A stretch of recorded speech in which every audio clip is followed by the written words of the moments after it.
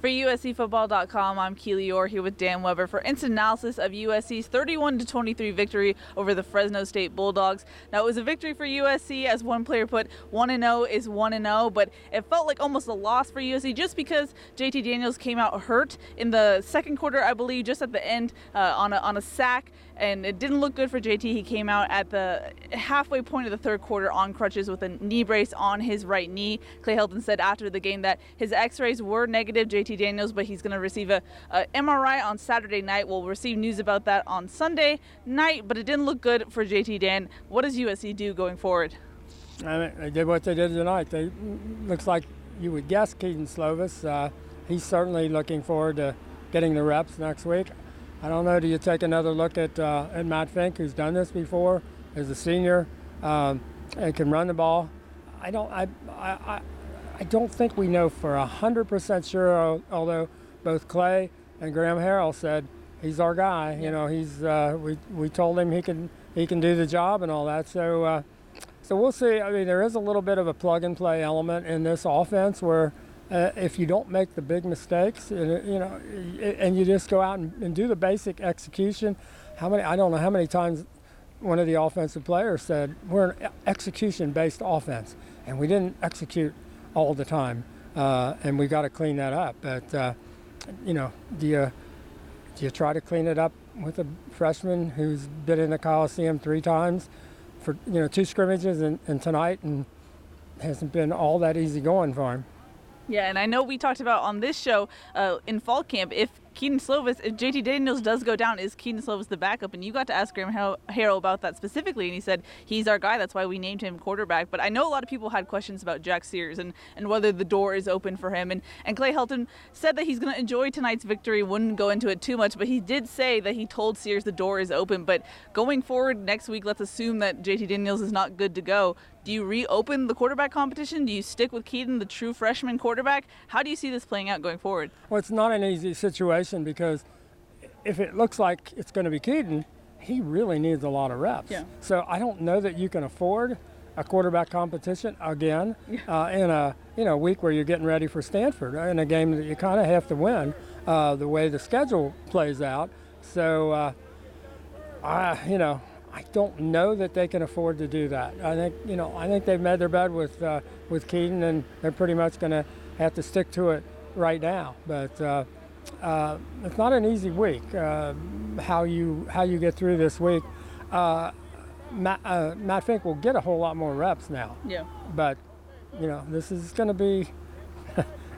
If you were thinking, well, what could we do to make it really, really difficult for these coaches, over and above how difficult it seems to be for them anyway, this is what would happen. We said, what was the nightmare scenario would be to have JT go down early. JT didn't make it through a whole half. Yeah, I know. As far as the offensive performance as a whole, we got to talk to Graham Harrell, the offensive coordinator, after the game. He didn't seem too concerned by the performance. He said he described it as first-game jitters and uncharacteristic drops like for Tyler Vaughns and whatnot. But Dan, what do you take away from this offensive performance? I know it's kind of with an asterisk just because you bring in Kedon halfway through, but what did you take away? Well, you got Vi back. We didn't see Vi since we haven't gone to the last 2 weeks. We haven't seen Vi's return. We got the sense that he was jumping in and becoming the leader. I don't think we had any idea what was going to happen with Stephen Carr. Yeah. And he really looked really ready to play. So they got a big bump up, I think, from the 2 running backs. I think 190 yards out of those 2. We didn't see anything like that in fall camp. I mean, there wasn't even anything close that you look like, okay, you could really depend on the run game. So that changes things a little bit. But then how does USC practice this week with a big physical, tough Stanford team coming in? And Stanford pretty much shut Northwestern down. Northwestern, a division champ in the Big Ten last year, and everybody thought they had a really good shot at that game. So it's going to be a challenge, I think, to figure out how do you use this week's practice to get ready for Saturday's game. I don't think we know yet. I'm guessing they don't know yet either. Yeah. Now, on the other side of the ball, the defensive performance kind of mirrored what we saw in 2018 in the Utah game, where USC's defenders were around the quarterback a lot, just couldn't seem to bring him down when he was so close in their grasp. What did you take away from the tackling and what you saw on the defensive side of the ball? Yeah, I mean, I did ask Clay and some of the coaches and the players about Clancy had basically, told us that the two most improved areas for this team, for his defense, were tackling in space and pursuit angles, and neither one of those got the job done. Now, when I asked Clay, he kind of said, well, that was just the quarterback. Well, yeah, and it didn't look like those angles were all that good, and it didn't look like they tackled him all that well in space. Now, and he was, let's face it, for a fifth-year senior, nobody knew anything about, hardly ever got to play. They had a really good quarterback the last 2 years. Who knew that he was, I don't know that Fresno knew that he could make some of the plays that he made, but he was a tough kid, an LA kid that got to come back and really show what he could do, and congratulations to him.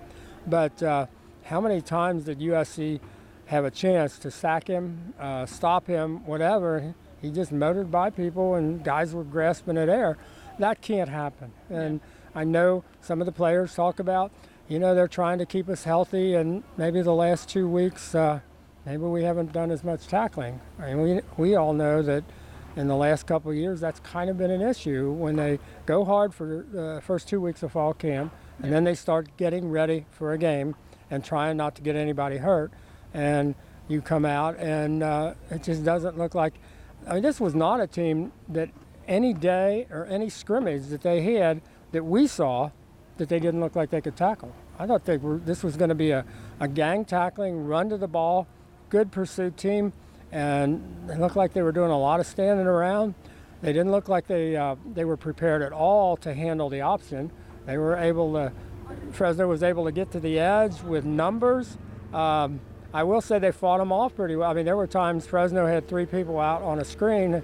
You got one USC cornerback, and they would hang in there. I mean, they give up a lot of yards, but they didn't let them, as Clay said, well, they didn't break any. Well, they got a lot of yards on plays where they formationed USC into a disadvantage and immediately took advantage of having the numbers. Teams that USC plays will go to school on this film and say, well, if Fresno did that, we're going to be able to do that. And I would guess, for example, that a Stanford will be able to do it better than a Fresno. So that's going to be an issue. Yeah, well, I was specifically about the secondary. I was going to ask you about that. That was one of the known concerns coming into this game. We saw Chris Steele rotate a lot with Isaac Taylor-Stewart, Elijah Griffin on the other side. What did you see from those guys in particular? And then as well as we saw Chase Williams at nickel, but also rotate at that safety spot, which we didn't necessarily see as much in fall camp. What did you take away from the secondary and what we saw? I think we saw the first 2 weeks. I know the second week we saw the corners get a lot better. I thought they were really coming. They didn't look like they were any better tonight. It didn't look like, what we did see were the safeties who didn't get turned loose that much in fall camp because of the coming off the surgeries, the shoulder surgeries. I thought the safeties, although talking to Talanoa afterwards, he just said, there were so many times I was so close and I just didn't quite get there. Yeah.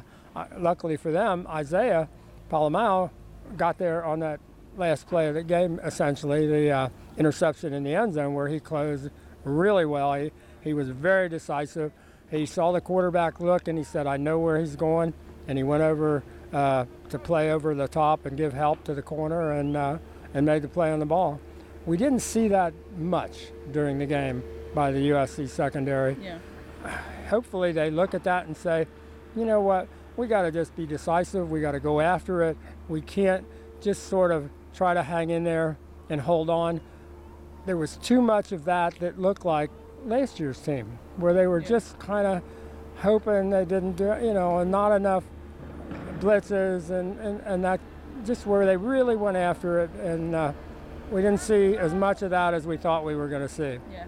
And just to explain what Dan was saying a little bit further, as far as the tackling goes and the growth of the cornerbacks, we haven't been able to see practice for the last 2 weeks. We were able to see all of the fall camp practices, but now we're in new media rules where we can only see the first 20 minutes and come back for interviews. So if they've changed how they practice, how intense they practice, we won't be able to see it and necessarily report on that. So if there has been a change, we don't know. But as far as the other things that we saw kind of go wrong tonight, Clay Helton made a point over this offseason to be the CEO of the game, clean up penalties, clean up game management, clock management, and those were areas of concern tonight, just based on the amount of penalties and some of the questionable calls that happened during the game. Yeah, I mean, I don't know how you have a situation where you have 2 number 7s in the game. You know you're going to have Stephen Carr when you've got the 2 safeties back, Velus Jones on kickoffs. You probably just go with somebody else other than the other number 7, Chase Williams. You would think you've got somebody else that you could put in to the kickoff return team that doesn't have to be your backup nickel on defense, especially when Clay said it was like a mechanical issue. They didn't get they knew they were supposed to change his jersey and they didn't get the jersey.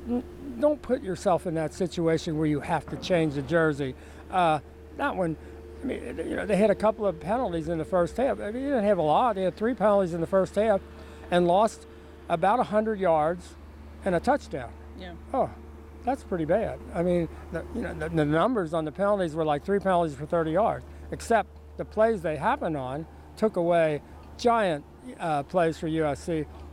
You just can't shoot yourself in the foot as many times as they did, and you can't go into the red zone twice, turn the ball over. They did mistakes that were really killers, and they get 308 yards in the first half. That's an unbelievable total, and come out of there barely holding on 17-10, and it almost felt like they were trailing the way the first half ended. When it comes to the 4th and 1 call with Keaton in the bobbled snap, what's your takeaway from that? I mean, if Keaton doesn't bobble that snap, it could be successful, but do you put a true freshman quarterback in that position to begin with when he's kind of playing with his hair on fire in the Coliseum? I don't know if you put any quarterback in that position. I mean, let's face it. I know people say, boy, I wish this team played more like Pete Carroll's teams did. And then you think, yeah, Pete Carroll's team went for it, 4th and 2 in the Rose Bowl against Texas because they didn't want to punt it at the end of the game. Oh, yeah, they didn't make it either. And Texas scored. That may not be the way you want to look like a Pete Carroll team on that particular play. I think you have to punt the ball on that play. You just have to.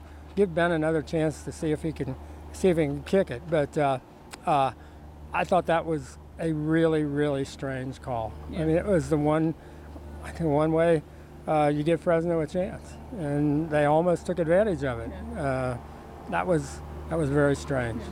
Referencing the Texas game might be salt in the wound for USC fans now, Dan. But as far as overall thoughts, Dan, I know if you're a fan, if your starting quarterback gets hurt and probably will not be playing at least in the next game, that's cause for panic, especially in the first game of the season. What do you tell USC fans who are panicked at what the rest of the season could look like? Well, I think you got to turn that panic into, okay, what do we have to do? And you got to be more physical. You got to be more sound. You got to not turn the ball over when you get a chance to score. You got to run. You got to be smart. You can't take chances. I don't think you ask your freshmen to throw it up for, 50-yard, down the field and, just hope.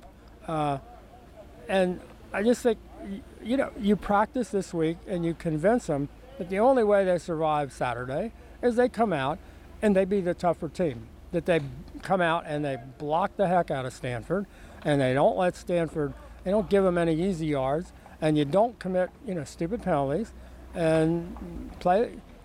I know at times Clay said we got to play like Stanford, and he got a lot of criticism. I think this is a week they got to come out and play like Stanford. Yeah. But the list that you just rattled off are a lot of adjustments to make in 1 week. Do you think USC can do it? I don't think I have any idea whether they can do it or not. I think it's there, though. I think it's obvious what they have to do. Yep. So now you just do it. Yep. Alrighty. That's going to wrap it up here from the Coliseum. For Dan Weber, I'm Keely Eure. For more, check out uscfootball.com.